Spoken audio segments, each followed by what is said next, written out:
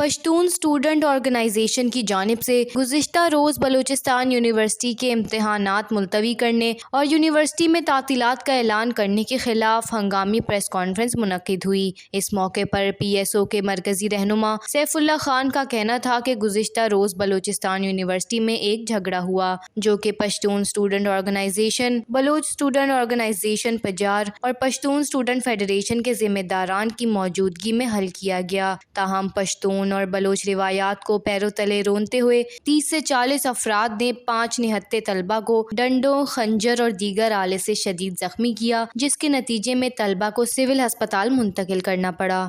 ان کا کہنا تھا کہ یونیورسٹی کے اندر مسلح گروپوں کا داخل ہونا مکمل سیکیورٹی لیپس یا سوچی سمجھی سازش ہے، کیونکہ طلبہ کو زد و کوب کرنے کے بعد وہ لوگ آسانی سے فرار ہو جاتے ہیں۔ ان کا مزید کہنا تھا کہ یونیورسٹی کو بند کرنے سے طلبہ کا قیمتی وقت ضائع ہو رہا ہے۔ یونیورسٹی پہلے ہی بحران سے دوچار ہے، کبھی اساتذہ کو مہینوں تک تنخواہیں نہیں دی جاتی تو کبھی الاؤنسز کاٹ دیے جاتے ہیں، ساتھ ہی طلبہ کو مختلف پروگرامز میں ملنے والی اسکالرشپس بھی اب ختم ہوتی جا رہی ہیں۔ پشتون اسٹوڈنٹ آرگنائزیشن نے یہ بھی خدشہ ظاہر کیا ہے کہ بلوچستان یونیورسٹی میں پشتو، براہوی اور بلوچی ڈپارٹمنٹس کو ختم کر کے ایک ڈپارٹمنٹ میں ضم کیا جا رہا ہے، جو مادری زبانوں کے ساتھ ناانصافی ہے۔ رہنماؤں کا کہنا تھا کہ پشتو ڈپارٹمنٹ میں اس وقت 30 ایم فل اور 10 P H D scholars research کر رہے ہیں، ایسے میں ضم کرنے کا فیصلہ ناقابل فہم ہے۔ انہوں نے زرعی کالج کی عمارتوں کو کرائے پر دینے کی بھی مخالفت کرتے ہوئے کہا کہ پی ایس او کسی بھی ایسے اقدام کو قبول نہیں کرے گی۔